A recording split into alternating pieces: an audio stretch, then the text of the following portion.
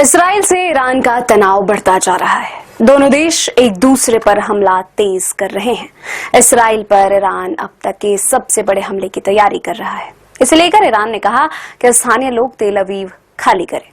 Iran ने Qatar, Saudi और Oman को मैसेज दिया है कि अमेरिकी राष्ट्रपति डोनाल्ड ट्रंप अपने प्रभाव का इस्तेमाल करके इस्राइल को हमले बंद करने को कहें तो कोई बात हो सकती है।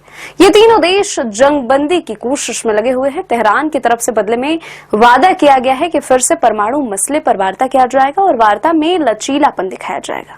अगर इस्राइल हमला जारी रखेगा तो ईरान किसी बातचीत के लिए तैयार नहीं है। ईरान के हमलों के बाद हूतियों ने भी यमन इस्राइल पर बैलिस्टिक मिसाइल दागा है। इसके बाद बेरशेबा शहर और उसके आसपास सायरन बजने लगे। ईरान की सरकारी समाचार एजेंसी ने सोमवार को बताया कि इस्राएली हमले के बाद सरकारी टेलीविजन ने सीधा प्रसारण अचानक रोक दिया। प्रसारण के दौरान एक ईरानी सरकारी टेलीविजन संवाददाता ने कहा कि मातृभूमि के खिलाफ आक्रामकता की आवाजों को आने के बाद स्टूडियो धूल से भर गया।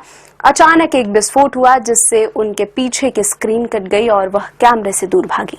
शीघ्र ही पूर्व में रिकॉर्ड किए गए कार्यक्रमों का प्रसारण होने लगा। 1 घंटे पहले इस्राएल ने ईरान की राजधानी के उस क्षेत्र को खाली करने की चेतावनी जारी की थी जहां टीवी स्टूडियो स्थित है। ईरान ने सोमवार को इस्राइल पर फिर से सिलसिलेवार मिसाइल हमले किए जिसमें कम से कम 8 लोगों की मौत हो गई। इस्राइल ने तेहरान के कुछ हिस्सों के निवासियों को नए हमले से पहले इलाका खाली कर देने के लिए कहा है।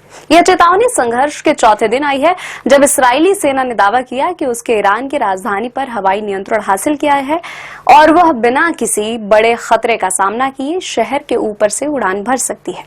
सेना ने हमलों से पहले गजा और लेबनान के कुछ हिस्सों में नागरिकों के लिए इस तरह की निकासी की अपील की है। ईरान ने कहा कि उसके लगभग 100 मिसाइलें दागी और अपने सैन्य और परमाणु बुनियादी ढांचे पर व्यापक हमलों के बाद आगे जवाबी कार्रवाई करने की कसम खाई है।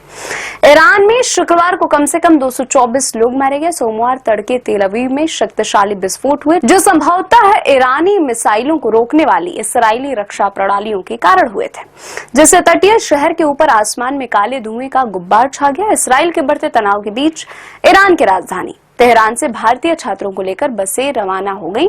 ये बसें आर्मेनिया सीमा की तरफ रवाना होना शुरू हो गई हैं। विदेश मंत्रालय भारतीय छात्रों को ईरान से आर्मेनिया होते हुए बाहर निकाल रहा है।